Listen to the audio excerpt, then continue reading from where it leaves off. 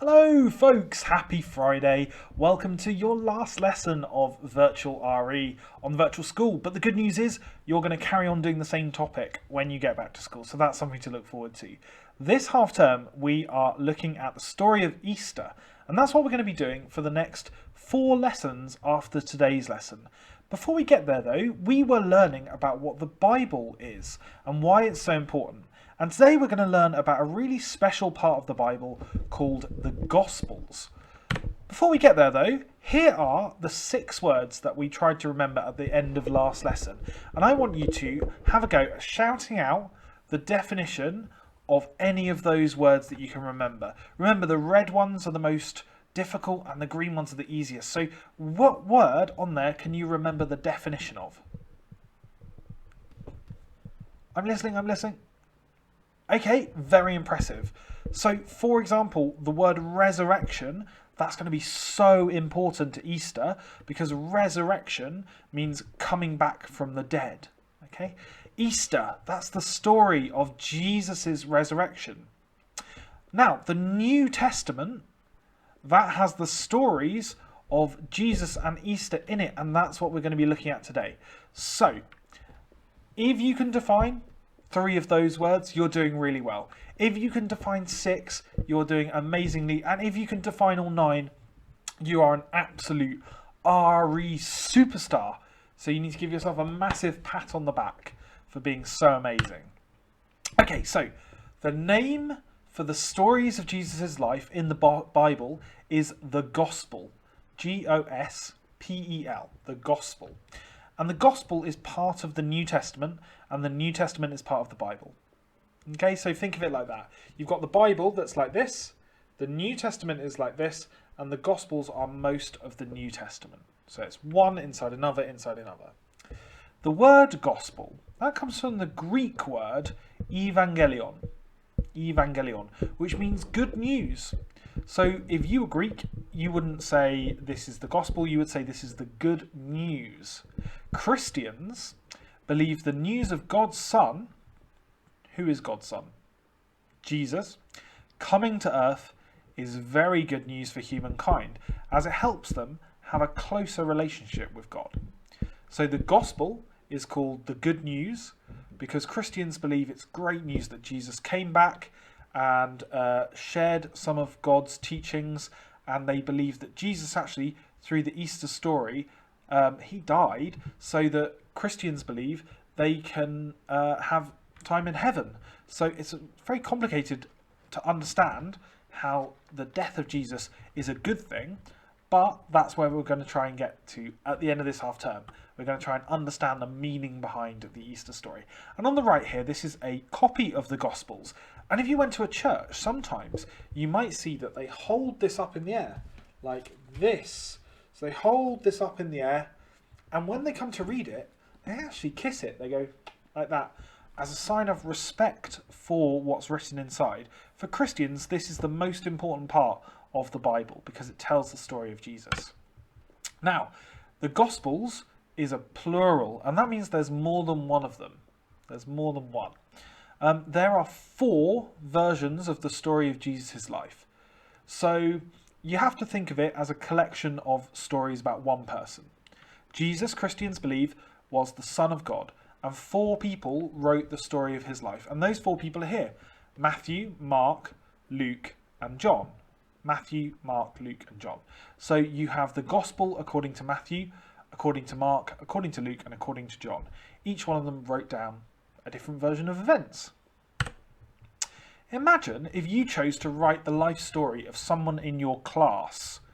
If you had one author, you'd get one version of the story. So you'd just have an ordinary, what's called a biography. You'd have an ordinary book about that person. But if you had 4 authors, there would be lots of similarities. You'd definitely cover the really important points. But there'd also be lots of differences too, because you would want to cover different parts of their life. You might be more interested in their early years, or you might be more interested in the job that they had when they are older, or you might be more interested in their family. And that's the same with the story of Jesus. Matthew, Mark, Luke, and John were all interested in different parts of Jesus' life. And so across the 4 Gospels, the 4 stories, some things are the same. we have the same stories across all four, and some things only appear in one or two or three of the Gospels. And so exactly this is what happened with the Gospels. Some stories from Jesus' life appear in all four Gospels, some in two or three, and some in just one. The story of Easter appears in all four Gospels, but different details come from each author. This is a picture here. This picture is hundreds of years old, and it shows all four of the Gospel writers using a quill, which is like a feather, and some ink to write down their version of events. Now, they didn't see it themselves because they wrote down their version 100 to 200 years after Jesus' death and resurrection. But they were able to speak to people who spoke to people who were there, and that's what current historians believe anyway, that they were talking to people who had seen events at first hand or second hand. So these stories, first thing to understand is that they are about 2,000 years old. They're about 1,900 years old, which is really, really, really far in the past. And the second thing to understand is they were written by four people who didn't see the events firsthand. Do you think that makes them more reliable, more understandable, more better? Or do you think that might be a bit of a problem, that they didn't see things firsthand?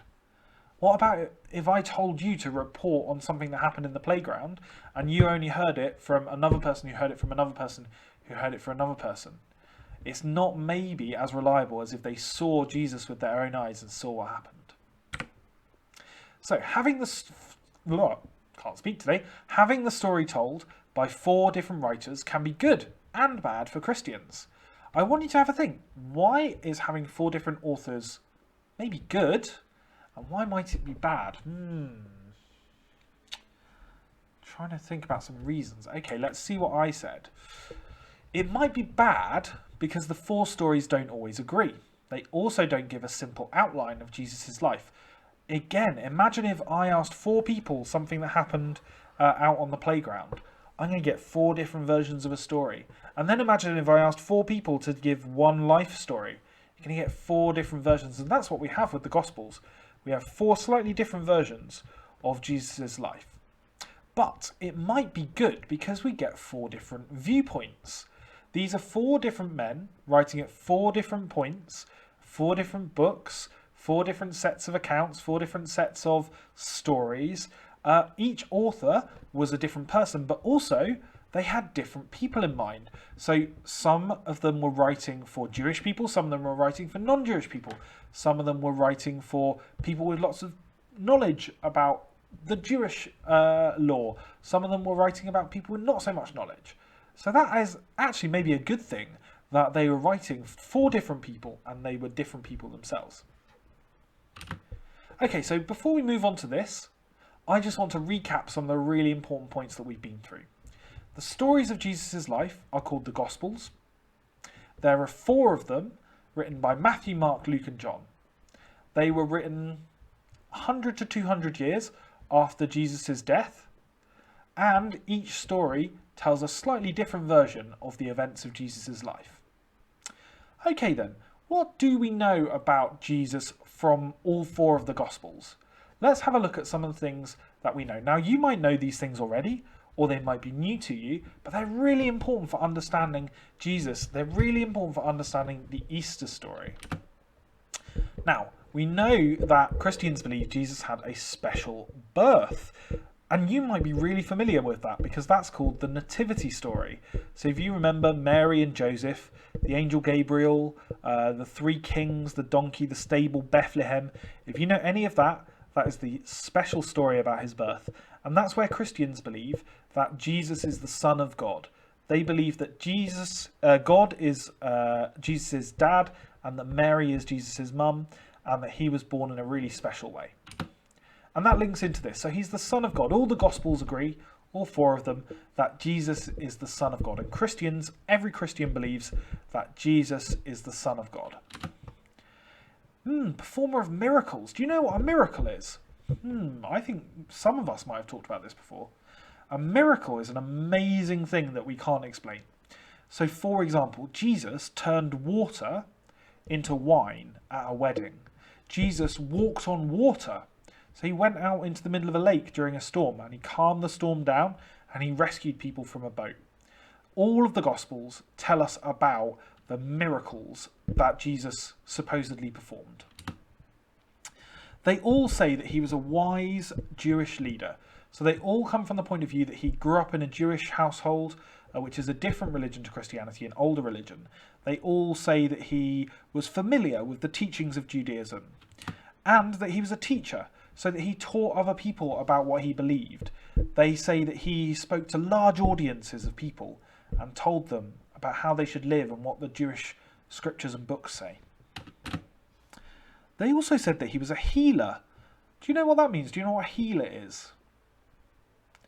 A healer is someone who can fix someone to make them better. So there are stories in all 4 Gospels of Jesus making someone better. Now they might be really ill, and in one case he actually brought someone back from the dead, if you believe what's written in the stories. So Jesus is a healer according to the stories in the Gospels. And this is what we're going to look at for the next couple of lessons. That he died in a rather nasty, sad way, but that he came back from the dead.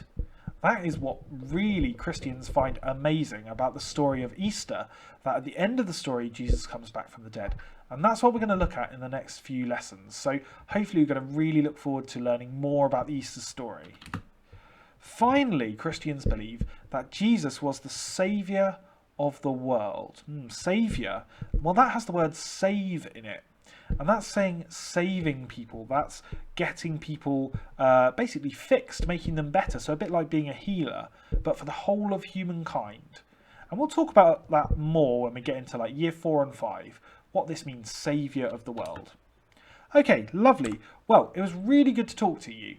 That was our last lesson of Virtual RE, and we covered so much. We covered the Gospels, the Gospel writers, and what the Gospels say about Jesus. But it's all in preparation for starting our look at the Easter story that we're going to be doing in class for the next few weeks. I hope you have a wonderful weekend. Do say hello when you're back in school, and I'll see you soon. Bye guys, bye-bye.